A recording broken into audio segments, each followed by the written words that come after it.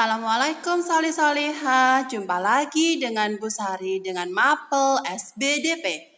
Sebelum kita mulai belajar kita hari ini, kita baca bismillah bersama-sama yuk. Bismillahirrahmanirrahim. Pada kesempatan kali ini kita akan belajar SBDP tema 1 tentang patung Nusantara. Adapun tujuan pembelajarannya adalah setelah anak-anak mengamati gambar dan mendengarkan penjelasan dari Bu Guru, anak-anak dapat mengetahui jenis-jenis patung Nusantara. Nah, sekarang Bu Guru mau bertanya, anak-anak tahu tidak dengan Desa Kasongan? Ya, betul sekali.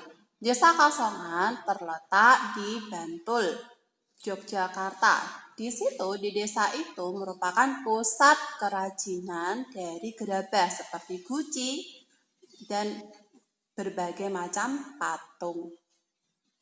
Ada juga patung yang digunakan sebagai simbol sebuah kota, seperti patung macan kembar di perbatasan antara Kudus dan Jepara, dan juga patung Suro dan Boyo sebagai simbol kota Surabaya.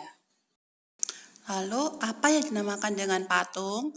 Patung adalah karya seni rupa 3 dimensi yang merupakan tiruan dari bentuk manusia dan alam dengan menggunakan teknis khusus seperti pahat, cetak, dan konstruksi.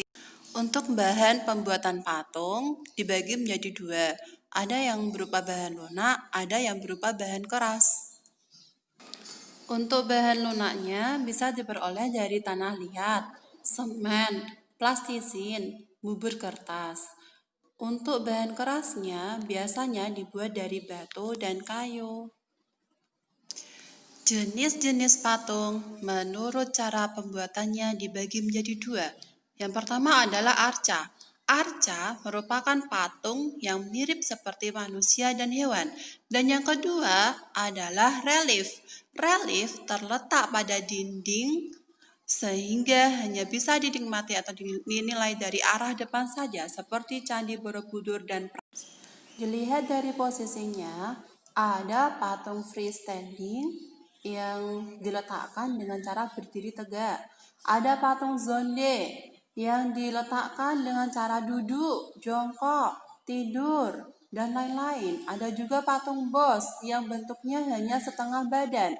Dan ada patung tarso yang dibuat hanya bagian-bagian tertentu saja seperti kaki, tangan, atau kepala.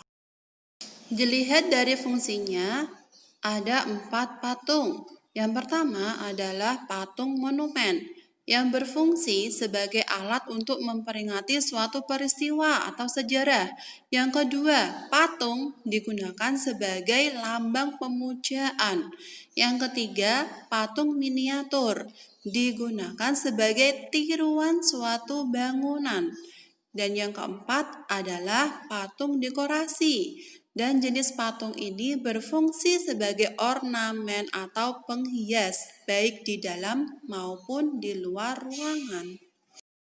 Anak-anak, ini tugasnya ya. Anak-anak bisa mengerjakan di kertas folio.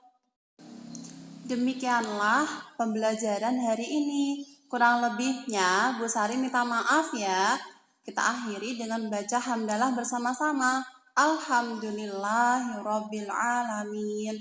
Wassalamualaikum warahmatullahi wabarakatuh.